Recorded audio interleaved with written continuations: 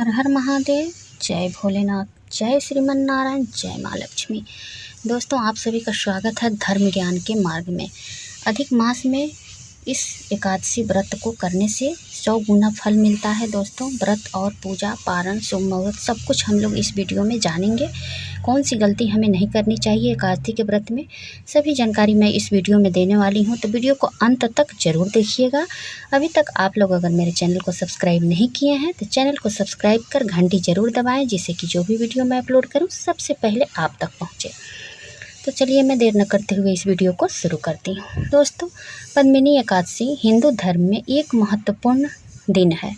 पूरे वर्ष में 24 एकादशियाँ होती हैं, लेकिन मल मास और पुरुषोत्तम मास में एकादशियों की संख्या बढ़कर 26 हो जाती है।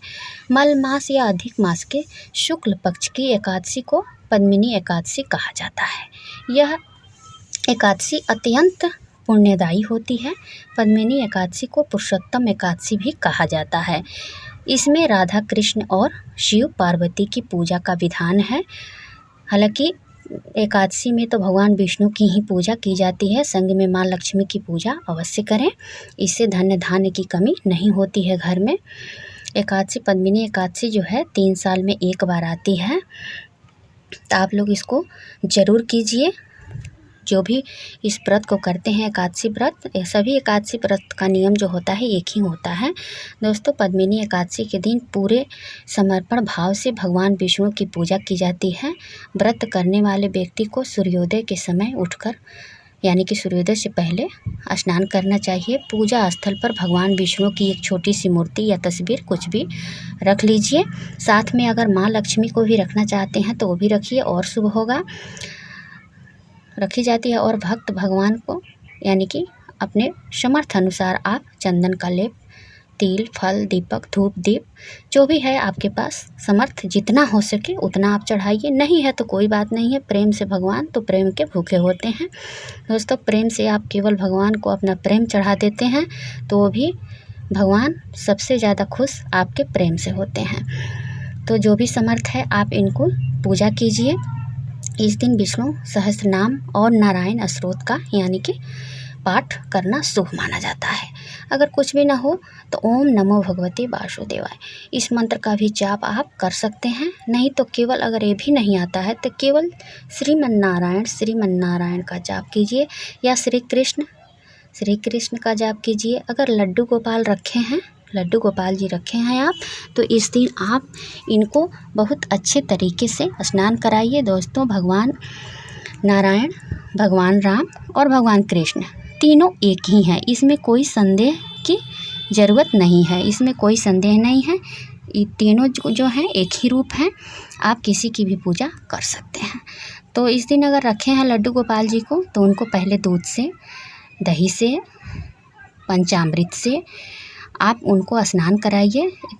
अगर हर दिन नहीं कराते हैं दूध से ही, दही से, तो हर एकादशी पर उनको स्नान अवश्य ही कराना चाहिए। दूध, दही, घी, शक्कर जितना आपके पास उपलब्ध है कराइए, फिर उनको जल से स्नान कराइए। इससे अधिक गुना हमें फल मिलता है। इस दिन जरूर स्नान कराना चाहिए। अगर लड्डू गोपाल नहीं रखे हैं तो भगवान विष्णु की मूर्ति को ही आप इस प्रकार से स्नान इस दिन अवश्य कराएं। दोस्तों, बहुत शुभ माना जाता है। द्वादशी के दिन ब्राह्मणों को भोजन कराकर विदा करें और फिर भोजन करें। मैं डेट, तारीख, शुभ मुहूर्त, पूजा का सब कुछ बताऊंगी। लास्ट में वीडियो में आप लोग बने रहिए। पद्मिनी एकादशी व्रत करने से व्यक्ति का जीवन सफल माना जाता है। जो लोग पद्मिनी एकादशी का व्रत का पालन करते हैं वे सभी सांसारिक सुखों का आनंद लेते हैं और अनंत गुना भगवान विष्णु के स्वर्गीय राज वैकुंठ में स्थान पाते हैं। दोस्तों, पद्मिनी एकादशी भगवान को अत्यंत प्रिय है। जो मनुष्य इस व्रत का विधि पूर्वक पालन करता है वह विष्णु लोक को जाता है। इस व्रत को करने से व्यक्ति को सभी प्रकार के यज्ञ, व्रत और तपस्या का फल प्राप्त होता है।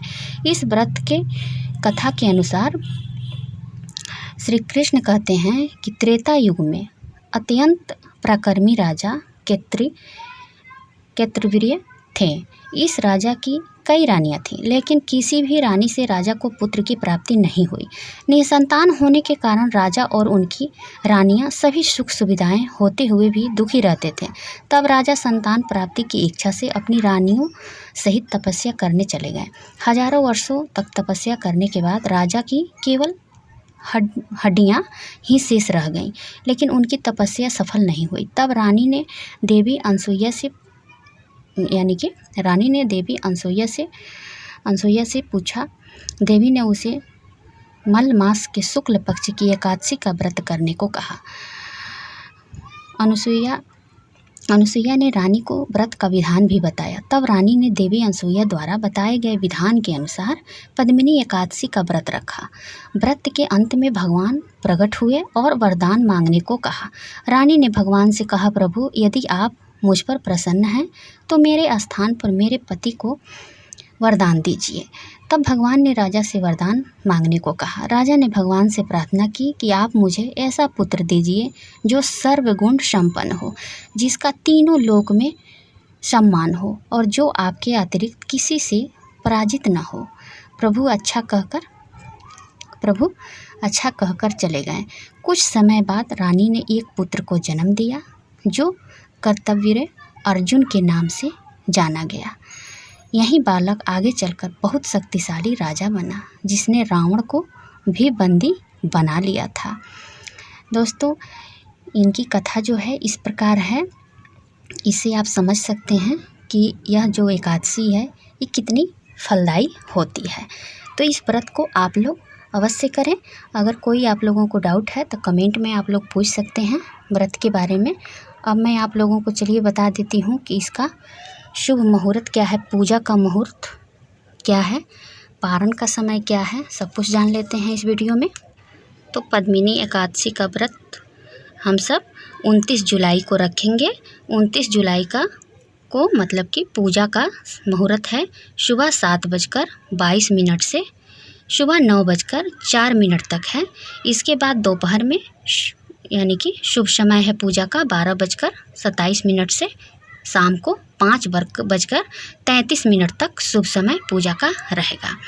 एकादशी व्रत का पारण 30 जुलाई को सुबह 5:41 से सुबह 8:24 के बीच में किया जाएगा। तो इस प्रकार से आप लोग सभी जानकारी जान गए। तो अब हम जान लेते हैं कि एकादशी के व्रत में हमें कौन सी गलतियां नहीं करनी चाहिए भूल कर भी। दोस्तों, भूल कर भी एकादशी के व्रत में कभी भी, पहले तो 3 दिन का नियम होता है इसमें, वो जान लेते हैं। एकादशी के 1 दिन पहले से ही हमें लहसुन प्याज यानी कि तामसिक भोजन जो होता है उसका सेवन हमें बिल्कुल भी नहीं करना चाहिए और घर परिवार के लोग भी ना करें इस दिन। और एकादशी के दिन हम जब व्रत रखें उस दिन भूल कर भी अपने मुंह से अपशब्द बात ना निकालें बच्चों पर या बूढ़ों पर, मतलब कि घर परिवार में किसी का दिल न दुखे ऐसी वाणी ना बोलें। जितना हो सके उतना भगवान के मंत्रों का जप करें। मंत्र नहीं आता है तो केवल भगवान के नाम ही आप ले सकते हैं। जय श्री कृष्ण या श्री राम सीताराम ऐसे जपिए, या श्रीमन नारायण ऐसे हमें पूरे दिन भर भगवान का नाम लेते रहना चाहिए। जितना हम भगवान का नाम लेंगे उतना ही हमारा व्रत जो होगा कई गुना फल देने वाला हो जाता है। हो सके तो रात में जागरण भी आप कर सकते हैं। इस दिन जितना हो सके उतना इस दिन कीर्तन हमें करना चाहिए। कीर्तन जितना करेंगे घर में, जैसे कि कोई भी कीर्तन हो सकता है, राम नाम लीजिए या श्रीमन नारायण लीजिए या कृष्ण भगवान का कीर्तन कोई भी आप कर सकते हैं, या राम नाम जपते रहिए, काम करते रहिए और नाम जपते रहिए। इस प्रकार हमें एकादशी के व्रत में करना चाहिए। भूल कर भी हमें इस दिन क्रोध नहीं करना चाहिए। कभी भी अपनी वाणी से खराब वचन नहीं निकालना चाहिए, वह तुरंत जा कर के असर करता है। दोस्तों, तो उम्मीद करती हूँ कि यह जानकारी आप लोगों को पसंद आएगी। वीडियो पसंद आए तो कमेंट बॉक्स में जय श्रीमन नारायण जरूर लिखिएगा। तब तक के लिए आप खुश रहिए, मस्त रहिए। आभार।